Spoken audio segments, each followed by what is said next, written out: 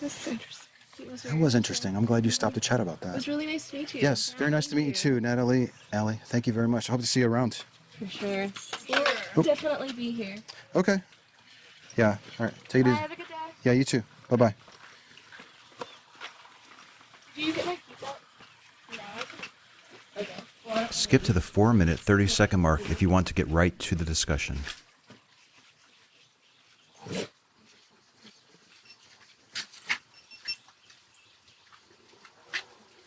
All right. It kind of started off kind of wacky. But did you notice? Let me just make sure that I'm broadcasting audio here. It looks like I'm in. Philosophist is here. What's going on, Steve? Did you notice the laughs, the giggles kind of died down the more we focused on the actual claim? When it got more specific and clear, they got a little bit more serious about what they were saying and listening. And I think it was really helpful there. How's it going? Hey, good. How are you? Good? Yeah, I'm good. What are you doing? I'm doing interviews with folks. Do you want to do one? Have we done one? No. Oh, okay. Yeah, No, I think I've seen you around here, but... It's been a while since I've been here. Oh, okay. Yeah, I'm doing short little interviews with folks where we take a claim. Let me get this going. We take a claim that people make because they think that it's true, and then I ask questions to explore how they could be so sure. Okay. So like the two ladies that were there, we were talking about, they have this view that if you put something out into the universe, you can get it back. So if you're thinking about a friend, and then if you get a text message from them the next day, You caused that? yes, that your thoughts made that happen. Like The Secret? Kind of like The Secret or Karma. Yeah, it was kind of The Secret-ish. Okay. So, but it doesn't have to be that. I mean, we can really talk about anything.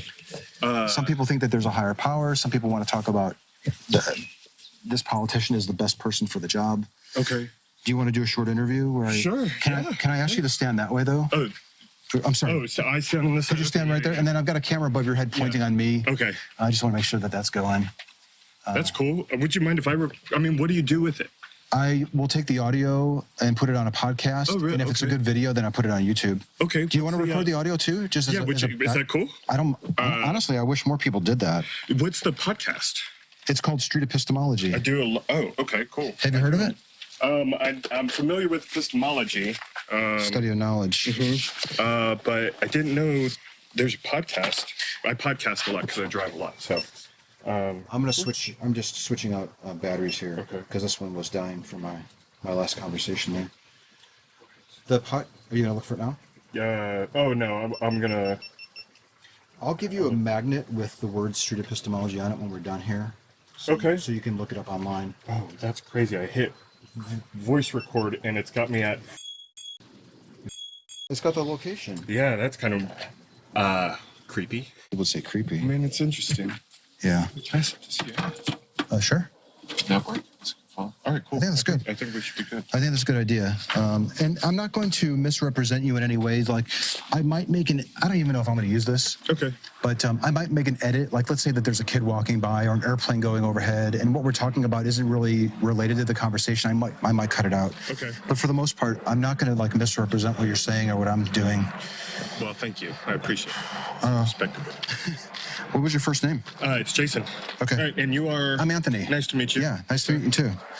I don't want to take a whole bunch of your time, so I'm going to set a timer for 4 minutes. Okay. If the timer goes off and you want to keep on talking, we can keep going. Okay. But I do like to try to keep them a little bit brief. So any topic, and you're good with any topic? Ideally, these conversations are more interesting when Okay. you pick something that you think is true and it motivates you to behave differently because you think that it's true. Mm-hmm. So you might arrange your furniture in a way because you think that it's going to give you good vibes. Oh, okay. Or- okay. Then I would say, I'm a Christian, and I would say my worldview is a stronger worldview than any other worldview. Your Christian outlook is a stronger... The Christian worldview is a better worldview than, and better, I would say, in terms of, it's a stronger argument than any of the other worldviews. Okay, this is the claim that you're making. Yes. Okay. The Christian worldview is better than other outlooks on life. Yeah, like better. I mean, you have to clarify better because Yes. it's not like how better how. So I would say it's just a like. I think the world is. It's just a stronger argument.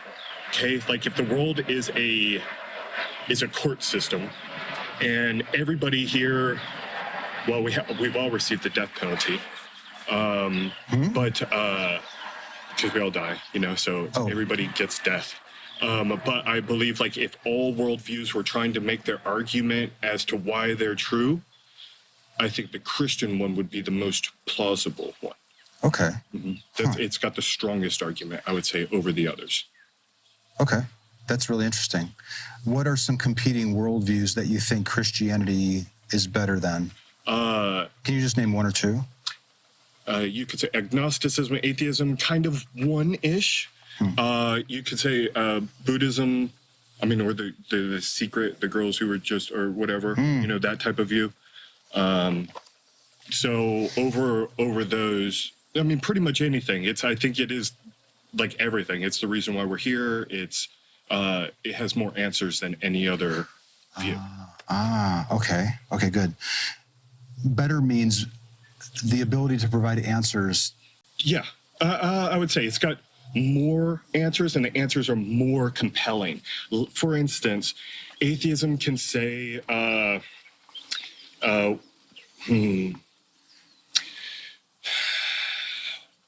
So there's kind of a couple of things. First, you have to, there's a problem that people face, and I think it's that we just need to be a bit skeptical in general, because you can't absolutely know most things. I can be wrong about a lot, right? So like this, can you, could this be a dream? Do you know if you're not in a coma right now and I'm fake? Those type of questions. I think most people would have to say, if I said, how do you know this isn't the Matrix? Right. Would you be able to say, I mean, how would you answer that? That's a good question. I think I would say, I don't know for sure, but I'm presupposing that this is reality. Okay. And I'm acting as if it is, because I don't know if I have any other options. Right. And so whether I'm in the reality or I'm really in the Matrix, I don't see how I would behave differently. Exactly. Okay. Well, then it comes back to the epistemological questions. If I don't know I'm in the Matrix, I can't prove it. I believe I'm not. I don't know. But if I don't know if I'm in the Matrix, then I could be wrong about everything I believe, right? Right. Everything you believe could be false, right? Right. You're in the same boat, correct? What? Yeah. I think I'll get there, but I think humans start out there. I can't know. And it would answer some other problems, like the mind-body problem. If a guy loses his arm in war, do you need to take... No. I'm sorry. I'm just checking something here. Okay. Please keep going. If a guy loses his arm in war, he's not any less a man, right?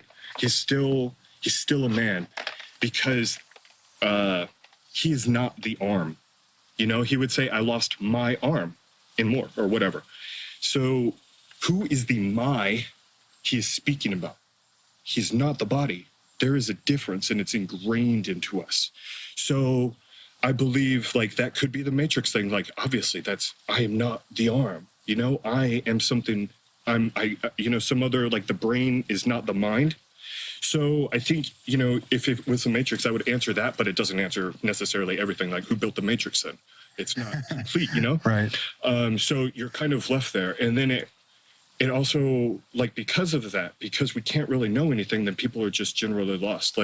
You can't, maybe you can, but if I asked you if you could define your purpose on the earth, most people would have to say, I can't tell you definitively what it is. I think I know, but I don't know. Well, how does your view that the Christian worldview is better than all these other alternatives shaping your perspective of these really interesting points that you've raised? So it answers that. It answers the mind-body problem. It gives answers to it. Yes. It answers all those things, where did we come from? Hold on a second. Mhm.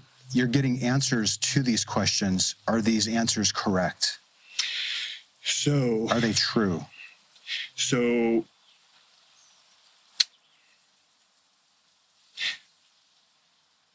I believe so, and here's why: because it's not just one thing.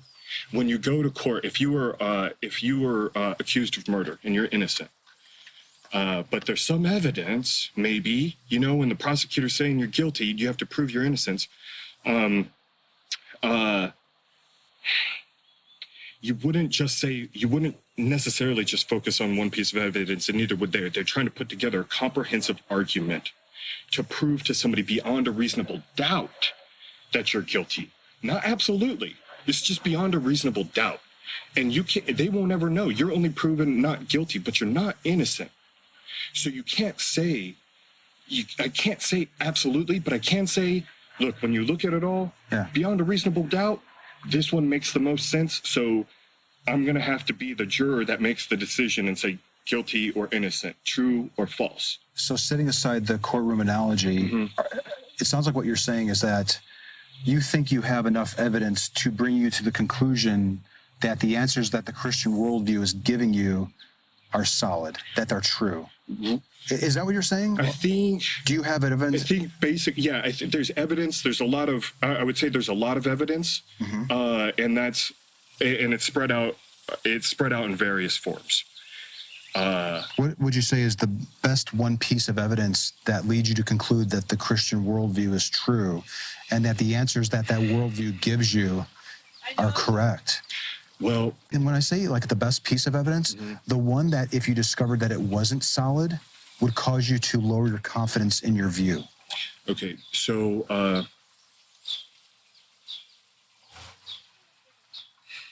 what I would need is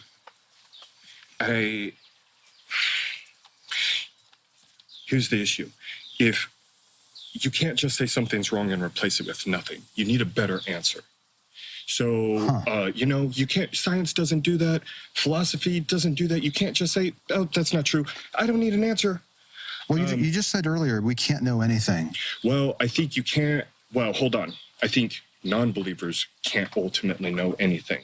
Here's the deal. You have to have the Christian worldview in order to know things? You need the Christian God to know things, because the only one who can actually know is God, who created everything.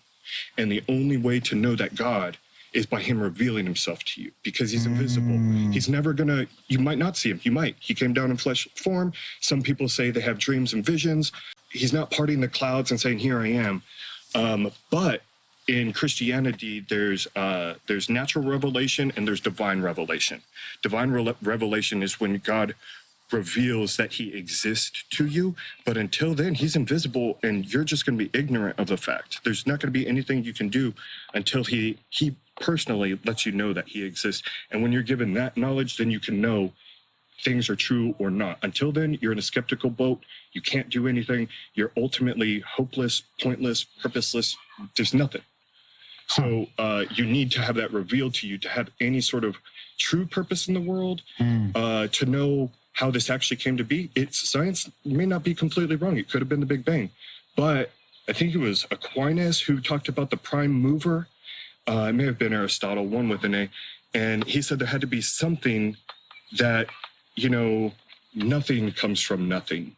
Something does not come from nothing. So to focus on your epistemology here. Yeah, that's okay. That's a good way to put it. It would be epistemology. How can you can't know anything unless you're allowed to know anything. And divine revelation by your God would be something that you would say is required in order for you to know that this is true.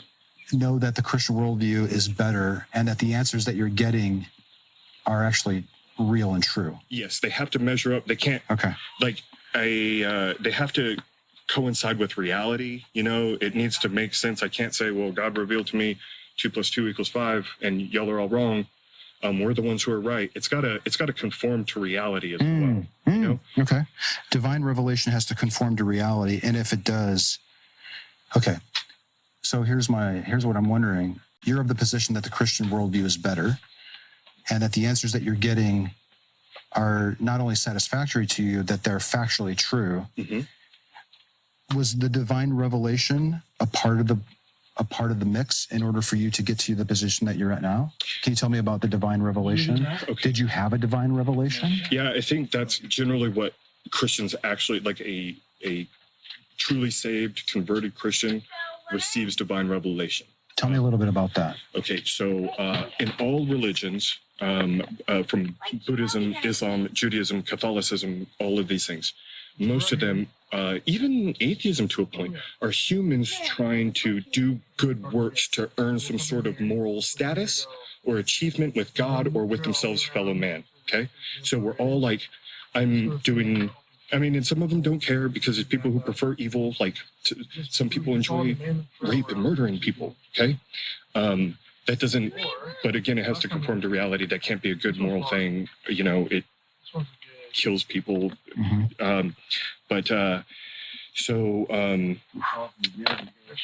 You have to look, and all those other religions are trying to earn their way to God, and the true God says you can't. There's no good works good enough to get you into heaven. You've all been liars and stuff. So he has to basically reveal that to people that, hey, there's actually nothing good you can do.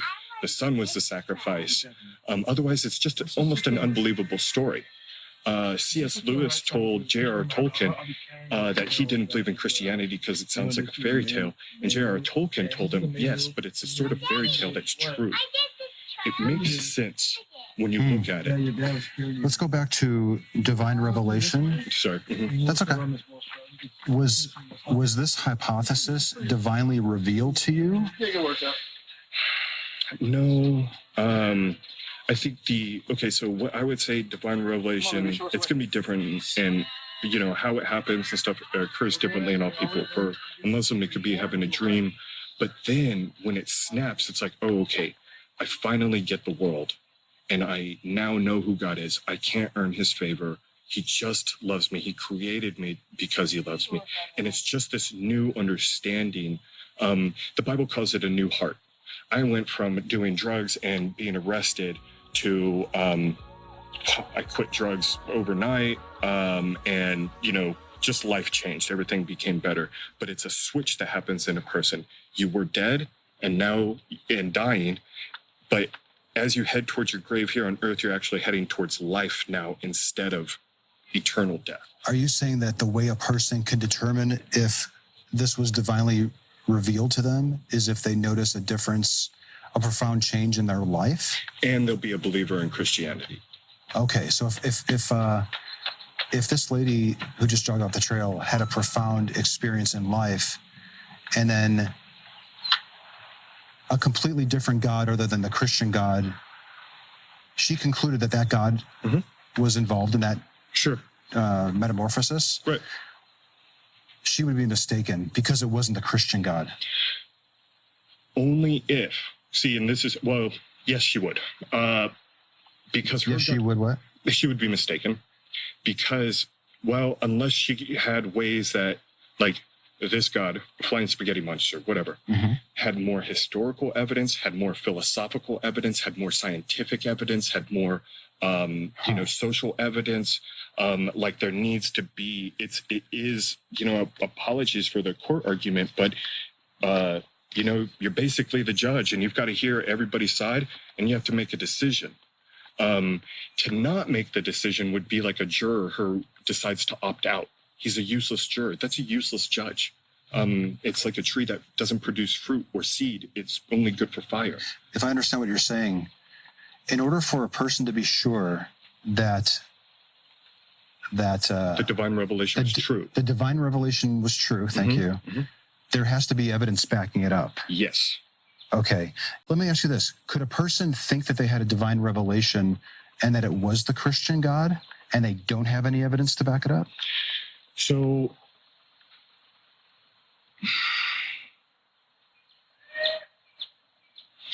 for a few minutes, possibly, like at the moment it happens, you may not understand what you've experienced. You have a run-in with the God who created the universe. There's gonna be an impact. It's gonna be changing. Now, it could just be your heart for a little while. But usually, and this is biblical, this is what happened in the books of Acts. they became believers because all of Jesus's disciples did not believe that he was Jesus or the Christ, right? They're like, I mean, some of them kind of did, but like one of them even tried to kill him. And in fact, he did Judas. So like what happened preceding their conversion was there was signs, there was evidences after life started making more sense for them in the Bible. If I understand what you just said there, the way that a person could verify that they had a divine revelation is based on the world. You would have to, that's when, I think Christians aren't educated enough in how to explain themselves. And they'll say, oh, well, look at the trees. I can tell God created this. It could have just happened. This could have just been a chance. It's not a reason. It needs to be more compelling. There needs to be more reasons. In Acts again, there was these people called the Bereans who were, the Bible says they were more noble-minded because they didn't just listen to Paul preach and say, we believe you. They went back and looked for evidence and they looked for reasons. Christianity actually encouraged This is what I was wondering, though. Could a person's search for evidence be tainted if they're already of the mindset that I've had a divine revelation? Could people perhaps be biased in what they were calling evidence because they're looking for ways to confirm that? Yeah, they're presuppositions. They're confirming their presuppositions now. Are people? I've been out hearing this for like 3 hours, so my brain's a little misfired. I understand. Let me see if I got what you're saying. They're trying to prove themselves right. And they might even be biased towards their own new beliefs. Right. Okay. So yeah, possibly, but I think that it's going to be that way with possibly, but even in that, the Bible tells us in Thessalonians to be skeptical, even of ourselves. Like, and it says your heart is deceitful above all things. So don't trust your heart. Don't trust your mind. You need to try to be skeptical about it. It warns against false. Is that where the evidence comes in? Yes. And before, because you could have seen things like I was an atheist-ish before. I was, I did any bad thing I felt like doing because I was godless and there was no morality to me, other than just don't get caught, basically. So the things that I made fun of before as being stupid Christian things, now I kind of understood what they were saying and it made more sense. So like there could be people who see both sides of the table, there are atheist scientists who became believers because the evidence was just so great to them. I forgot what his name was. Anthony Flew? Anthony Flew.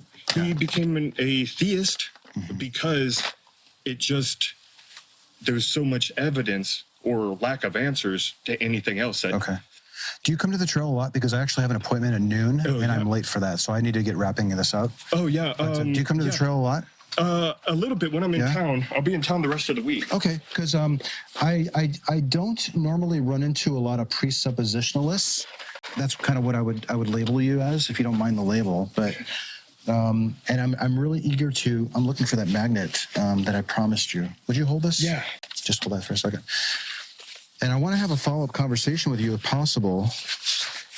I've had so many interviews today, I'm running out of my magnets. Is your number on here or anything? I don't think so. I got an email on there. Or we can write the name down. Got a marker if that's cool. It's sorry. I don't know where this is. Here it is. Here's my magnet. Cool. Yeah, I wanted to get you that. But I definitely want to talk to you more to explore this idea of divine revelation and its relationship with evidence. And could a person just strictly go off divine revelation? Is evidence required? I think evidence is, because here's the thing, and it's an ignorance about the definition of faith sometimes. There's always evidence. People don't believe stupid things for no reason most of the time, as long as they're of sound mind. Or children, and they're like, I saw a unicorn, Mom. You're like, yeah, you probably did. And he's like, no, you're just a liar. There's like the brakes in your car, designed by an engineer, or multiple engineers, worked every time that I press the brakes down. Good mechanics, it's a Honda or whatever. I expect my brakes to work. If a little girl runs out in front of my car, I hope my brakes are going to work. I hope I'm not going to hit her. I have evidence, I have hope. Faith is the bridge across the gap that causes me to put my foot down because I believe in the evidence enough, and I hope that the evidence is true, and it's actually going to, that is the goal. I can stop before I hit this girl. The manual said 20 feet. I'm 25 feet. It's probably going to be true. Faith is the bridge of the gap between hope and evidence. Okay. So let's pick it up again with the relationship between evidence and the divine revelation and faith and hope, and how all those interact. Yeah, man. That'd be great. When do you come out here? Honestly, I haven't really been coming out to this spot too much. It was sort of more on a lark because my car's getting repaired. Okay.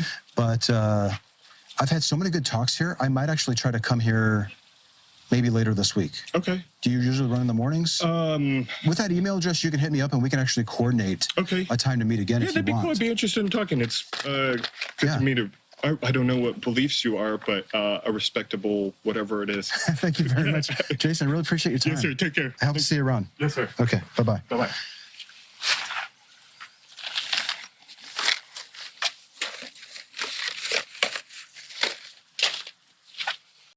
Okay, I don't know if you guys were able to hear that because my earbud died and I switched it over to my phone. Now I'm actually... I got all of that. You got all of that. Okay. Man, how exciting, huh? Fucking presuppositionalist. I don't usually run into a lot of those. And unfortunately, he stopped me right as I was finishing up that conversation that I was sort of doing just to fill in a little bit of time before I had to leave. And then he stopped me, which was great. I mean, I had a really good talk with him. Oh, hey. I left my phone up there. Oh, shit, you did? Yeah, it's all good. Okay. He left his phone up there. He was recording the audio. Oh, good thing I was recording still.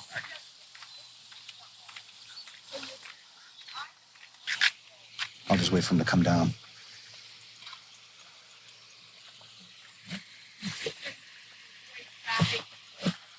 That's why I almost hesitate. Did you get it? Yeah. Okay. See you, Jace. Yes, sir. Hey, I hope you email me. Yeah, I will.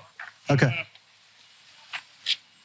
I like talking about stuff. I mean, like, Yeah. talks about that. You know, this is a more advanced type of argument that I don't usually encounter.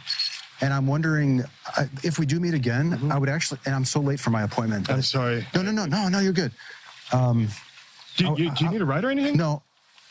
Actually, no, I have a loaner car, but I don't remember what it looked like now. I think I parked it over here. Me too, over there. My car's getting fixed, so I'm in a loaner car. I'm down from... I drove a rental stuff. Oh, are you here in business or something? Yeah. Oh, cool. Yeah. Do you come here a lot? A little bit. Well, I'm buying more houses down here, so that's I just got to come and look at them. Okay, yeah. Nice. Yeah, man. You were saying I didn't. What I was getting at is that I don't normally find a lot of people who go the presuppositional route, which is, the divine revelation thing. And I'm wondering, is this something that you recently discovered and is now your go-to explanation of why you believe, or has it always been divinely revealed to you? And yeah, so you know what I'm saying? Like, if we were to have met 5 years ago, would you be telling me the things that you told me today? No, I didn't know as much. I would have. I think 5 years ago I was a believer, but you're a baby believer. You're supposed to grow in that. You're supposed to. The Bible talks about renewing your mind, because right now, like, our minds are bent towards destruction, doubt, confusion, self, whatever. And the renewing of your mind it just goes in a different direction. And it happens it's a process, and things just make more and more sense if you seek it out. And Jesus says to seek and you will find. Most people just don't care enough. And I think after a little bit of time, because of the lack of care, it used to be that so many scientists and philosophers were Christians, but we're just becoming passive, and education for the country is going down. No one thinks logically anymore. Like, across the board, I think it's a general, like, we're becoming more like idiocracy or whatever that is. Yeah, are you telling me that the argument that you're putting forward today, you think is your strongest argument to support your view that the Christian worldview is the best? Okay, so defining it as the strongest argument, yes. I think that is in itself a really strong argument because that's Divine revelation well, divine revelation is only with evidence to back it up, and then the hope and the faith. Yeah, you can't. It's complicated. Yeah, it is complicated. You can't be this without that. Honestly, if I didn't have divine revelation, if I didn't have evidence, I couldn't know anything. Even if I believed in, I was raised in it, I couldn't actually know it. I would have never done my own research. I would have never been skeptical against my own beliefs. And I have to doubt myself, my affirmations, and I have to doubt my doubts. So like, how can a man know anything? No one can. We're all in the same boat unless there's revelation. That's the only way. There's no other answer to the problem. There's nothing. The mind-body problem, there's no answer. It's been a problem for thousands of years. There's no answer. So the obvious question here is, if you can't know anything, how do you know that the divine revelation that you think you're having is actually divine revelation? Is that where the other elements come in? The evidence, the hope, the faith, or something else? The evidence is always there. You just can't see it. Like you look at the world in a different. Oh, that's how C.S. Lewis explained it like this. Christianity what's the quote? It's not the light by which I see the world. Let me not blow this. I have to Google this for you now, and I'm gonna let you go, but I'll email you. Okay. He says, I believe in Christianity as I believe that the sun has risen, not only because I see it, but because I see everything else. You know, I see everything else now. It's just different. You're in the darkness before. Okay. Okay. We can talk more, man. Yeah, let's talk some more to later. Talk about what you believe too. Okay. So it's not so self-centered. All right. Take it easy. Yes, sir. You did say. Okay. Bye-bye. Bye-bye. All right.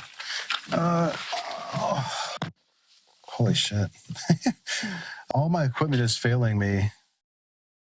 Just to be honest with you, man, I mean, I like you. I think your channel's great and all that stuff, but you're the guy sowing doubt.